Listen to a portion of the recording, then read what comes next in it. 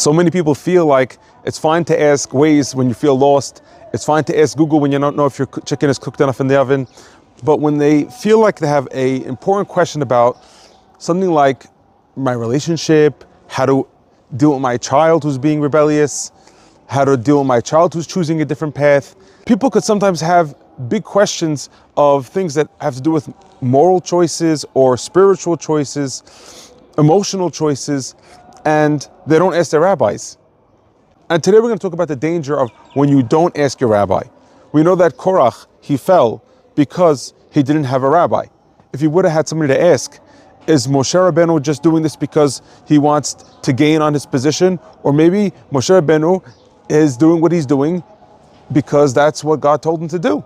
It's not only Korach who made this bad choice. Shlomo HaMelech, the wisest of all men, also made this bad choice. He didn't ask his rabbi when he married the daughter of Paro. The Gemara tells in Barachot that a person learns from here that he should always live in the place of a rabbi. After Shlomo HaMelech had to follow King David's, his father's command of killing Shimi ben Gera, now Shlomo HaMelech doesn't have a rabbi because his rabbi was Shimi ben Gera. And immediately after that, in the prophets, it mentions that Shlomo HaMelech made the biggest mistake of his life and married the daughter of Paro.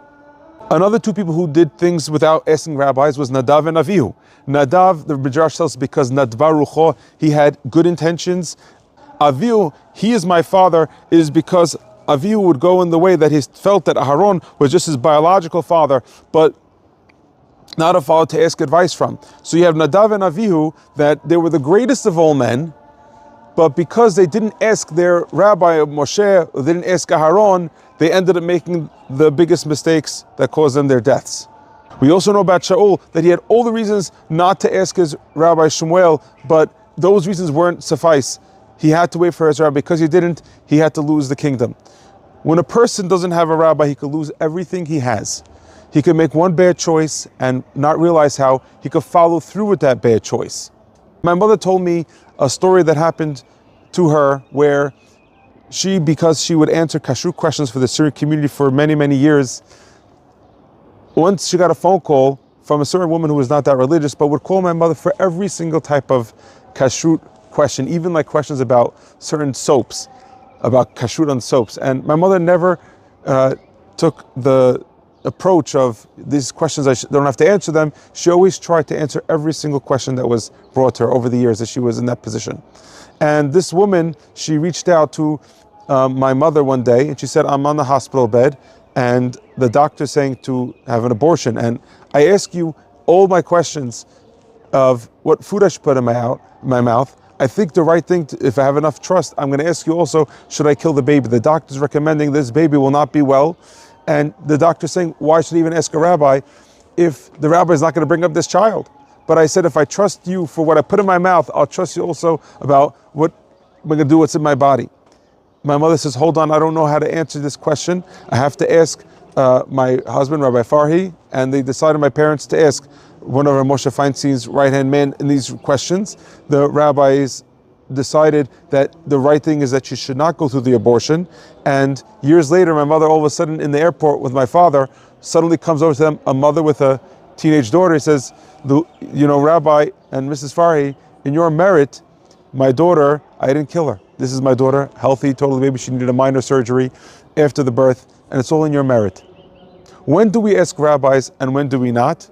If it's something that is a question of something that's a spiritual question, a moral question, an ethical question, a question has to do with halacha, a question has to do with relationships, those things you should be asking your rabbi. And of course, the rabbi has to be someone who is knowledgeable in the Torah and will tell you the word of God and has no other agenda except for telling you the word of God. However, some people sometimes ask rabbis things that they shouldn't be asking rabbis. Rabbis are not therapists unless they are. Rabbis, if somebody has an addiction, there's a certain amount that the rabbi, you could go to him for, but really the person, when he needs a therapist, he needs a therapist. Sometimes people go to rabbis for business advice. I'm not saying that you shouldn't keep the rabbi in the loop for all these things. You can and should, if it makes sense. However, you have to know what is a rabbi's knowledge, forte, and what is something that is not in his zone. Sometimes people ask rabbis things that they didn't think themselves. First, you have to think to yourself, hey, is this even a question I need to ask a rabbi? Maybe it's so simple.